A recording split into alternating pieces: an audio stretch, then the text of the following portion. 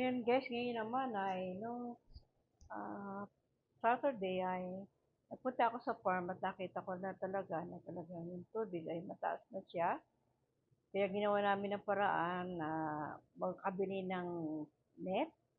Itong palaisdaan na to, ito yung pang-apat, ay medyo may taas pa naman siya at saka safe pa. Kaya ang ginawa ko naman ay nag-fishing naman ako. Tiningnan ko kung gano'n na kalaki yung mga tilapia rito. Kasi mga 2 months na to, 2.5 months na. Nung nilagay namin siya dito ay maliliit. Nilagay namin dito ay yung reverse na tilapia na hindi nanganganak. Pero syempre, pag nakahuli ng tilapia, yung ibang nagpipishing doon sa kabila, yung tilapia na hindi naman reverse, iniitsahan nila yan. Kaya nagkaroon din ng anak, nanganak din yung iba dyan. At medyo marami na ilagay namin dito. Siguro mga 7,000 sa 5,000 square meter. Kaya nakita ko, ayan, medyo reverse ito, pero yung iba kasi mataka, iba malaki. Hinuhuli ko na rin siya para ilalagay ko naman siya doon sa isang palaisdaan na may hito. Kasi dati di kami naglagay doon sa may hito dahil akala namin kinakain ng hito. Pero nag-fishing kami doon sa hituan, nakakahuli kami ng tilapia na malalaki. Siguro mga 400 grams ang timbang niya, 300 grams. Sabi ko, hindi naman pala nakakain ng hito. Kaya, ginagawa ko, pag nakahuli ako ng medyo maliit pa, dinadala ko doon sa hituan para nun, doon, makalaki sila doon sa hituan. Para pag nagpipishing ako doon sa hito, hindi lang hito yung mahuhuli ko, kundi may tilapia din. Minsan kasi may nahuhuli din doon na dalag. Hindi ko alam kung paano nagkadalag, pero salamat sa Lord dahil iba-ibang variety na nahuhuli ko sa palaisdaan. Magtataka siguro kayo bakit ako mahilig mag-fishing. Kasi bata pa lang ako, ito na yung hobby na napili ko kasi nung maliit pa ako, sinasama ako ng tita ko na mag-fishing sa mga pinupuntahan niya, sa mga likod, sa mga sapa, sa mga dulo, parang hindi ko alam kung saan kami nagpupunta. Ang dami namin nahuhuli na liwalo, gurami. Kaya bata pa lang ako talaga, na-enjoy ko na ang fishing. Pag uso ang palaka, palaka naman ang binibilmit ko. At pag mahilig ako sa sapa, kaysa maglaro ako, mas pipiliin ko na lang mag-fishing. Kasi sa fishing, nararanasan ko yung enjoyment, yung excitement, at saka yung joy na nahirapan ka, ibig sabihin, mahirap din naman mag-fishing kasi nakakangawit, mainit, at pag umiral yung katamaran, kasi ang sakit din maupo maghapon, tapos ang dumi ng kamay mo, kasi nga bulate yung pain mo. Pero ang nakakapagpasaya sa akin, uuwi ako sa nanay ko na may dala akong pagkain, ng pagpapala, nakakainin yung mga kapatid ko. Kaya na-enjoy ko ang fishing. Kaya nung nakabili kami ng farm na may dati na silang palaisdaan, para doon kukuha ng mga tubig para ipandilig sa halaman kasi dito sa San Miguel, medyo ang tubig ay mahirap. Kaya kailangan mong magkaroon ng kuhanan ng tubig, ipunan para pag tag-ulan, mayroong tubig. Pero kami, ginawa namin dahil na-enjoy na kami na mag-alaga ng tilapia, may libre ka ng ulam ng tilapia, at saka madali na silang palakihin. After 4 months, ang laki na niya, meron ka ng 300 grams, at yung hito, hindi na kami bumili, minsan lang kami bumili at dumami na sila. At ang kasarapan kasi pag sarili mong farm na tilapia, alam mo yung pinapakain mo, malinis. At yung tubig na nilalagay namin dito ay nagpahukay kami ng deep well, kaya hindi nawawalan ng tubig ang aming palaisdan. Pero medyo mahal nga lang ang deep well. Mahal din ang pagpapagawa namin pero kailangan mo dahil pinahukay namin na ito kasi pag palay ang tinanim mo, minsan ka na magtatanim ng palay at hindi rin umaani. Eh sabi ko, mahilig naman ako mag-fishing, magpalagay na lang tayo ng palaisdaan. Para libre na tayo ng isda. Baka masaya din ng mga kapatid ko nag-fishing, mga kaibigan, mga workers sa church na na-enjoy sila mag-fishing. At dito, nakukuha din namin yung bonding time ng mga man of God, mga pastor namin na nagbe-fishing din. Ayan ako, dala-dala ko yung aking fishing gadget. Pero isa lang, sapat na. kasi dala-dalawa rin nahuhuli mo rito. Yung malaki, inuubi ko kasi gagawa din ako ng daing. Kasi ang sarap ng tilapia pag fresh, matamis siya talaga. At di siya lasang gilid kasi laging nababago yung tubig. Lalo ngayon, tag-ulan, tuwan-tuwa ang mga tilapia kasi ang daming water. Kaya nagpunta rin ako dito para ayusin at lagyan ng fish net yung nasa dulo pa namin na palaisdaan. Meron pa kasi kami doon sa dulo. Dati yung lugar na yon ay hindi na pupuntahan kasi madawag. Pag pinuntahan nila, daw nakikita nila kasi may kawayan nandun. Eh, sabi ko, si Tart, pahukay na lang natin yung gawi doon para may pakinabang naman at malinis naman yung daan. Kaya, safe naman sa ahas. Pero minsan nakakakita pa rin ng ahas, lalo na pag umulan. At salamat na lang sa Lord, yung divine protection niya ay laging nandoon sa atin. At sa mga gilid ng palaisdaan, nagpatanim din ako ng mga saging. Ayun ang kagandahan, guys. Hindi na kami bumibili ng saging. Hindi ko na naranasan bumili ng saging kasi every week may mahihinog na saba, may mahihinog na pindulan. Minsan nakukuha namin doon sa puno ay hinog na kamukha ngayon. Nakaharvest ako ng saging na hinog na siya at pwede mo nang kainin. Pero yung ibang ibon na una nang kumain. Kasi naman, yun ang pangako ng Lord, di ba? Hindi sila naghahanap buhay, pero sila papakainin ng Lord. At galing din naman sa Lord lahat ng mga halaman natin. Kung hindi yan patubo, hindi walang tutubo. Kaya dito sa farm, marami kaming tanim na saging. Siguro sabay-sabay na may bunga, mga 35 na puno ang may bunga na saging. At yung mga saging dito ay super lalaki ang hahaba talaga. At ang tataba at ang lusog at ang tatamis niya. Yun ang pinagpapasalamat ko din sa lupa rito. Kasi ginagamit ko rin dito mga fertilizer ay galing din sa halaman. Yung mga dahon ng mulberry, dahon ng malunggay, dahon ng kamoting kahoy, piniperment ko yan. Ginagawa ko silang fermented plant juice. At yung mga bunga naman ng kasoy, bunga ng mangga na nalalaglag, gaya ng Indian mango, ginagawa ko din yun na fermented fruit juice naman. Na pag kailangan mo na, ay gagamitin mo din sa halaman. At syempre, bago natin yan ma-ferment, nilalagyan natin yan ng molasses. Ang paggawa ko ng fermented plant juice ay 50% na giniling ng mga dahon ng kangkong, dahon ng kamote, dahon ng mulberry. Pwede mong pagsama-samahin yan. Pero ginigiling ko muna siya at saka ko lalagyan ng 50% na molasses. At after 1 month, kukuha ka lang doon ng 10 ml para pangdilig mo naman sa ating mga halaman. Kaya ang ating mga gamit sa ating mga halaman ay galing din sa natural organic fertilizer na tayo din ang gumawa. Kaya yung mga peas ay mga meron din tayong alagang manok, meron din tayong alagang pabo, may tayong alagang bibe, may alagang itik. Alam niyo ba yung itik namin nakakatawa, guys? Bumili yung aming mga kasama na sa farm ng balot, pero yung balot ay hindi nila kinain, nilagay sa, nakita nila, in-incubator nila, at napiga yung itik. At siguro yung mga itik to, hindi ko alam kung 15 yung itik. At ang lalaki na nila ngayon. Kaya ang mga alaga namin dito, may manok, hindi na kami, pag nandun ako, magpakatay lang ng manok, o di okay na. Huli ka lang ng tilapia, meron din kaming tanim na ampalaya, ang sarap ng patola, ang tamis, mayroong upo, at talbos ng kamote, magprito ko lang ng fish, mag-ihaw ka ng hito. Ang sarap ng buhay dito sa farm. Kaya mag enjoy ka, pero kung siyempre kung lupa mo ay wala rin nakatanim, useless lang din. Kaya importante, pero hindi na, magastos din kasi may bayad din sa caretaker, kakain din sila, yung electric, ay mahal din. Pero sabi nga ay win-win lang. Oh, na makita mo yung farm ay naging maayos, at naging maayos din ang buhay ng mga caretaker natin at maging maayos din pag pupunta kami diyan, fishing lang. At tuwa yung mga kapatid ko pag sumasama kasi meron na silang gulay, meron na silang fruits.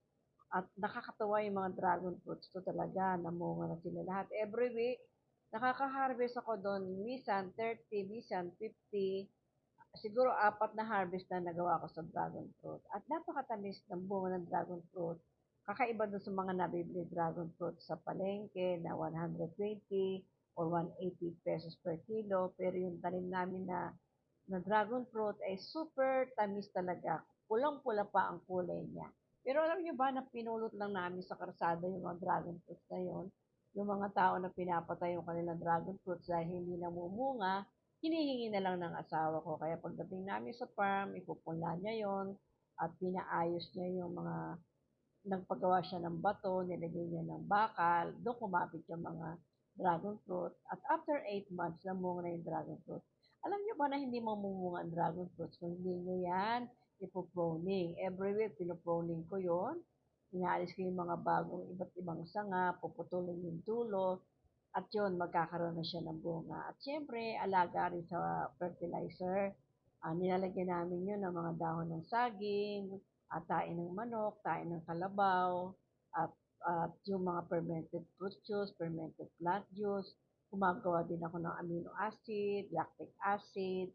Lahat na yan ay ituturo ko dyan sa aking vlog para noon tayo na mahilig sa farm, hindi na tayo bibili ng mga kailangan natin sa farm, kundi tayo na yung gumagawa. At alam niyo naman tayo kung ano yung ating ginagawa, ay gusto ko rin magawa ninyo. Kaya simple-simple lang ang buhay dito sa farm. Maging masinop lang talaga tayo at talagang ituro natin sa mga tao din natin yung mga dapat gawin nila para noon ay may natututunan din sila. At ang pinakamahalaga rito, kaya sa farm, yung mga ah, leaves ng mulberry. Kasi alam nyo ba, ang mulberry, napakabilis niyang magdahon. Kaya kung hindi mo naman alisin ang dahon niya, hindi naman siya mamumunga na mabuti.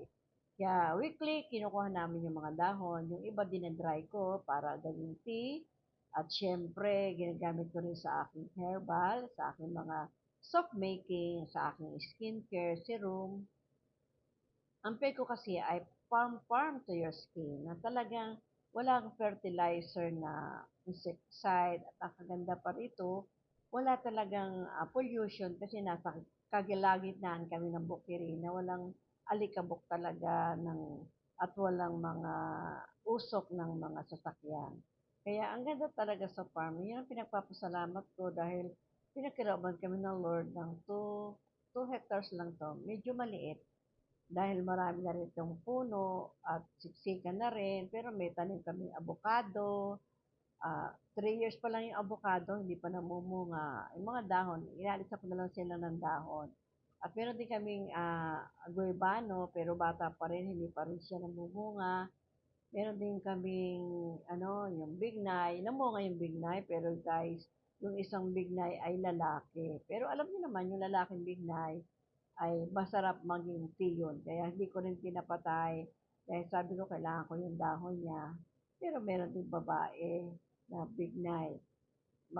Nagtanim din ako ng aloe vera. Marami akong tanim na aloe vera kasi yun ang pinaka-need ng aking cosmetic product.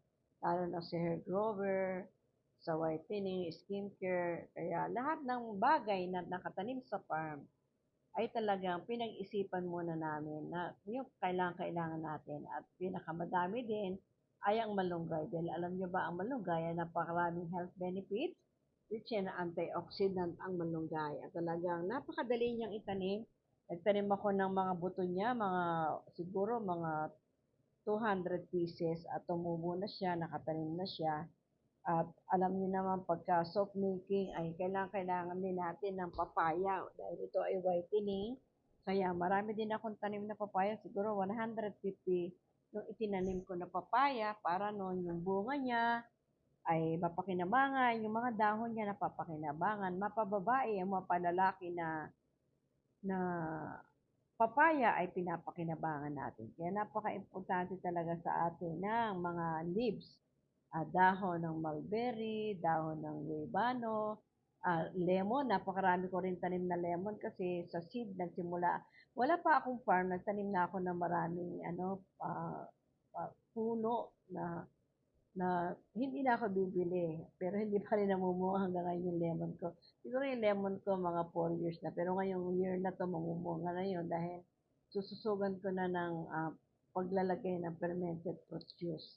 Kasi pag ang isang puno o isang halaman na pinalusog natin sa pagpapakain ng protein hormones ay mamumulaklak siya. at yung aking mga miracle fruit. Ang aking miracle fruit or calabas fruit na puno rito ay mga 6 din at nagkakaroon na siya ng bunga. Kaya lang hindi pa nagtutuloy kasi bata pa. Siyempre, kailangan din natin may mga halaman tayo, vegetable. Kaya meron din kaming talong para siyempre may mapagkain din yung ating mga caretaker doon. At pag pumunta ako doon, may maiuwi din ako ng mga talong, ampalaya. Pero yung ampalaya ko hindi nagtagumpay kasi kulang sa proning at saka dumami yung insekto, hindi agad naagapan. Tapos bumaha pa, pero tsaka yung patola. At pinakamaganda pala sa ampalaya, merong siyang balag. Kasi hindi ginawa ng balag, ginawa yung gumagapang lang. Pero mas maganda yung parang merong kubol, para noon, yung mga bunga ay nalalaglag, hindi nakakapit doon sa dahon.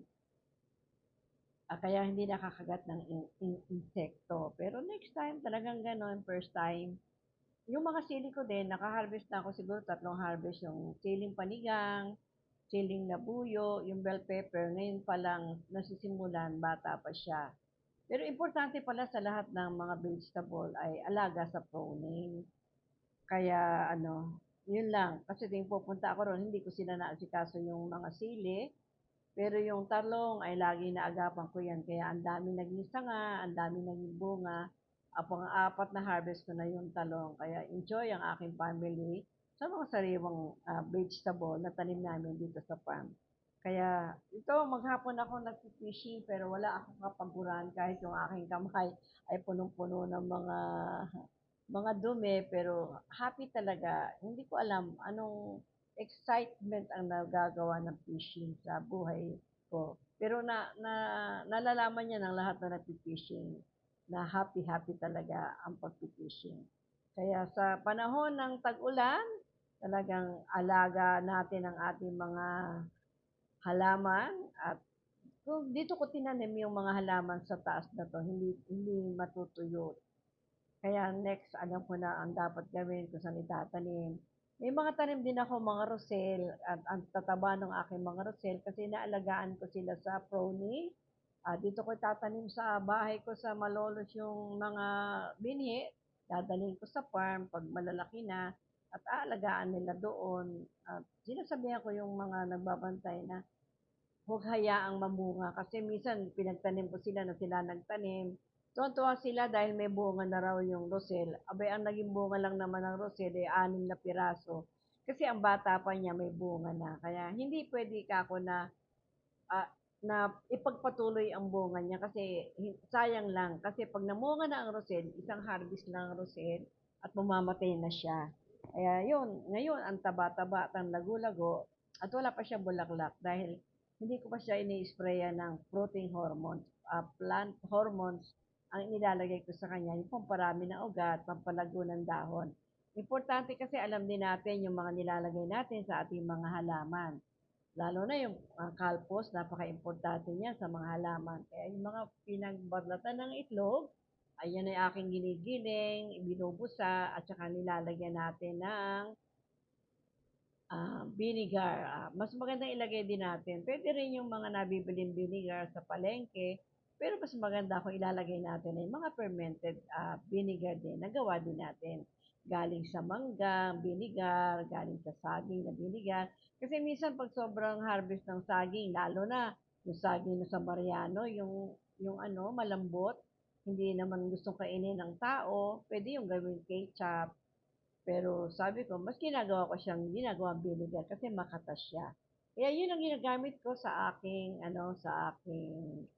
ginagawa na kalpos. Siyempre, amino acid, yung mga ulo ng tilapia, ulo ng hito, mga bituka ng hito, ginagawa ko naman yan para sa amino acid. At siyempre lang din paggawa ng amino acid, guys. Lalagyan mo lang na 50% ng molasses at gigilingin mo muna yung mga fish, yung ulo, paliliitin natin para madaling masira. At stay lang natin ng 1 month to 2 months pag na lusaw na yung mga isda at ang mabango siya, hindi siya mabaho, guys. 50% molasses at 50% na fish. Anumang klaseng fish, pwede kayong bumili ng fish, pero pinakamaganda ay durugin nyo muna yung mga fish at napakabilis yun na mabulok at ma-ferment. Yun ang aking ginagawa sa aking mga pananim, merong lactic acid. Ang lactic acid naman ay gawa sa bigas, hugas bigas, at gawa sa milk. Ayan po ang ating lactic acid. Pwede rin yan sa mga nangangamoy na mga tae ng manok. Kasi minsan nagpahakot ako ng mga tae ng manok, nagpahakot ng sweetheart ko ng mga truck-truck na tae ng manok at binaon namin sa lupa para tumaba yung lupa. At para wala ang amoy, ini-spray lang namin ng lactic acid na siyempre gawa din natin. Bakit natin natututunan ang lahat ng bagay? Kasi pag gusto mo may paraan, pag ayaw maraming dahilan.